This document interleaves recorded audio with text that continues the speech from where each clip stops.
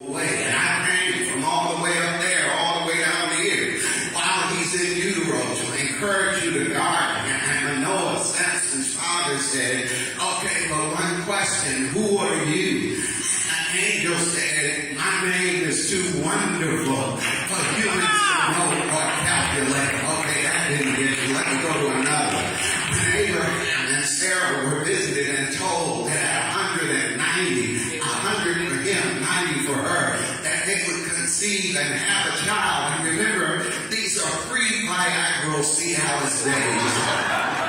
When the promise was revealed, somebody got it, somebody didn't. Amen. Abraham said, I can't handle it. It's too wonderful for me. What I'm trying to tell you today is that you have a counselor this Christmas who transcends human limitations. You have somebody who will walk with you and talk with you and give you the assurance that you need. Okay, let me come to your view. Is there anybody here honest enough to admit that periodically you have trouble sleeping? I'm looking at about 30 people right now who just this last week woke up at 3 and 4 in the morning and you looking around wondering why your eyes are open.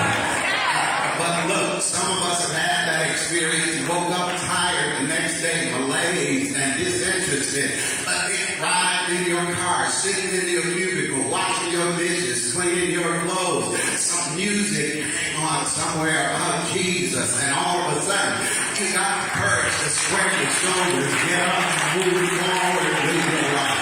Is there anybody listening to me now who has a decision to make and you're trying to figure out which way to go? Can I encourage you, don't go on your own. Don't decide by yourself. God's gift to you this year is a wonderful counselor.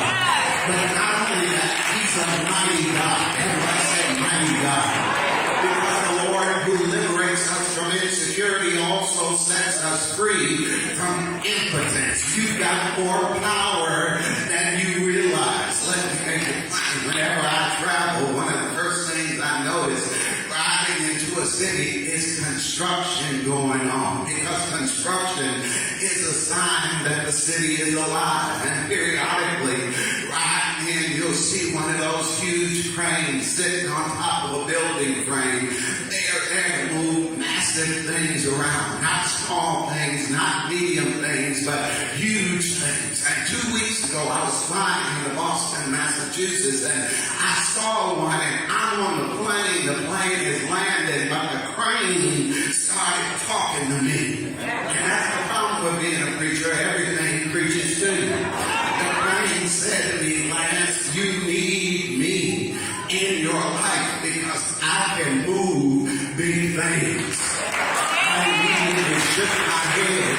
I said, no, I ain't trying to build no bridges. I ain't trying to construct no skyscrapers. I don't need you in my life. The crane talked back. I said, but you got some big problems in your life. You got some huge heartaches in your life. You got some titanic headaches.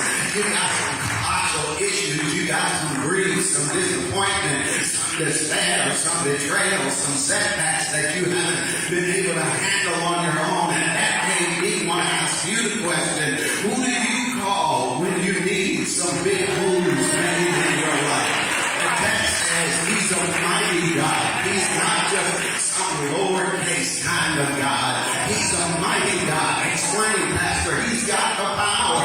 That's what Gary sang about. He's got the power to do what you can do, manage what you can manage, handle what you can handle, navigate what you can navigate. God specializes in things that seem impossible. Okay, y'all looking at me like you don't know what I'm talking about.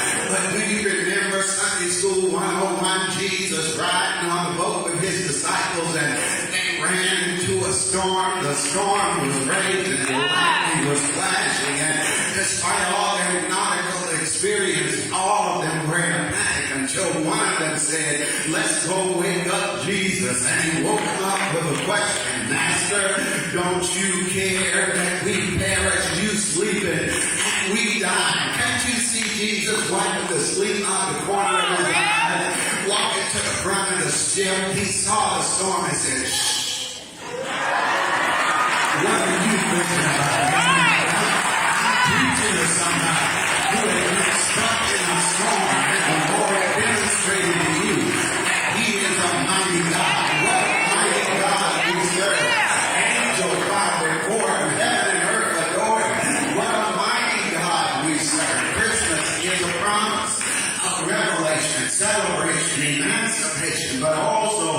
presentation. He is wonderful counselor, mighty God, but then everlasting Father. Stop right there. A lot of good children end up in bad situations, not because they are bad, but because they're longing for the Father that they never had. Excuse me, preacher. They end up hard because they've never been hugged. They end up angry because they've never been affirmed. They end up lost because they've never been loved. They end up empty because they've never been embraced. They end up in prison because they've never been instructed, informed, or inspired. In his book, Father and Son's Life Lessons for Raising Children, author Harry Harrison says, lesson number 1 when you're raising a child, be around. Let me help you. Look, my children were small. We had a nightly ritual, tucking them into bed and saying their prayers. We would pull the covers up on them, and then we would let the shades down about 6 inches above the seal. We would pray with them, but as we walk out of the door, we had to leave the door crack about 4 inches so that the light from the hallway could shine in their room. Act like you know what I'm talking about. Amen. On stormy nights, there'd be a verbal exchange that went something like this: Daddy, where you gonna be? And I would usually answer down the hall, downstairs, or in my office. But if it was really stormy, one of them would inevitably say, Daddy, don't you go to sleep until I go to sleep. And you know what they were saying? If I had to exegete it and make it plain, they were saying, Daddy, in the storm, we want to know where you are. We want to know that you're there. If the night gets scary, and the moments are rough, we want to know that you are somewhere close by. Can I preach to you now? I need to tell somebody that wherever you are in your life, the Lord is there. Help me preach. Tell your neighbor, say, yes, He is there. In the midst of loss, in the midst of scarce money, in the midst of sudden illness, strained relationships, or whatever the issues are, the Lord is there. He is the everlasting Father. But He is also the Prince of Peace. The Lord gives peace. What kind of peace, preacher? Peace when all hell is breaking loose. Peace when your heart is broken. Peace when troubles keep on coming. Peace when the ground is shaking beneath your feet. Peace when your family is fractured. Peace when your body's sick. Peace when your hope is hidden. Peace when joy has gone on extended vacation. The Lord gives peace. I reread this week a biography I have about Dr. Martin Luther King Jr. And you probably already know that in response to the chronic stress and fatigue he was under in the role that was his to play, he suffered from an undiagnosable hiccup problem. It would show up at the most awkward moments. But one day the legendary Harry Belafonte noticed that Dr. King was not hiccuping at all. And he asked him, he said, what happened to your hiccups, Doc? And Dr. King answered him with one statement. He said, I got peace now. Is there anybody listening to me who's got that kind of peace? That's what the songwriter sang about.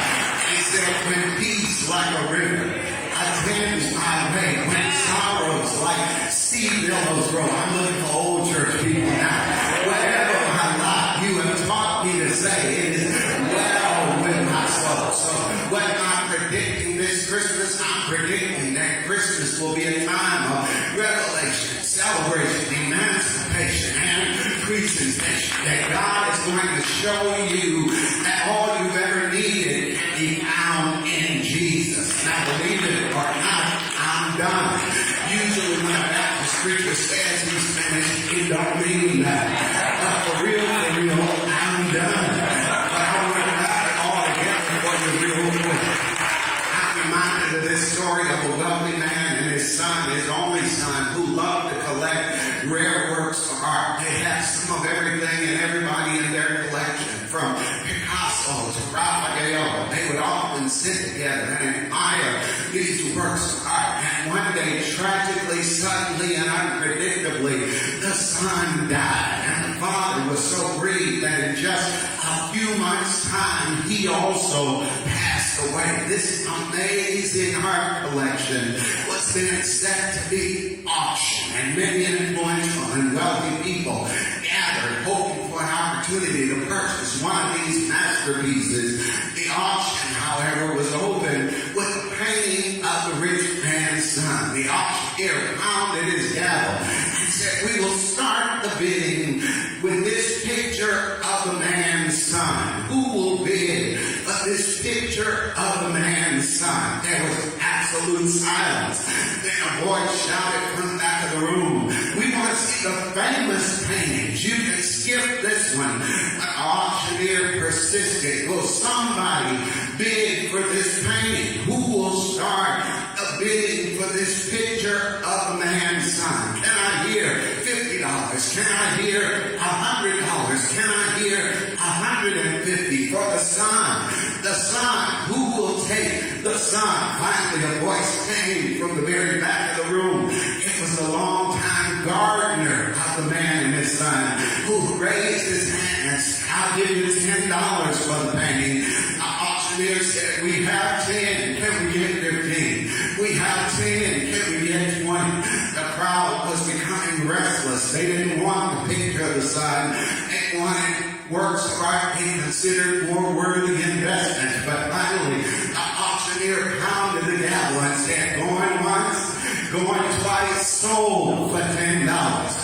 And a man sitting on the second row said, "Good, let's get on with the real collection." At which time, the auctioneer laid down his gavel. He said, "I'm sorry, but the auction is over." "Over? What do you mean over?" The auctioneer said it was stipulated in the will that only the painting of the son would be auctioned, and that whoever took the son got it all. May the Lord bless you real good. And I just want to tell you, if you took the son, you did it all. Bread on the table, food over your head, money in your pocket, health in your body, answer for your hand, blessing for your bruises, cure for your crisis, delight in your distress, and worship for your errors. If you take the son,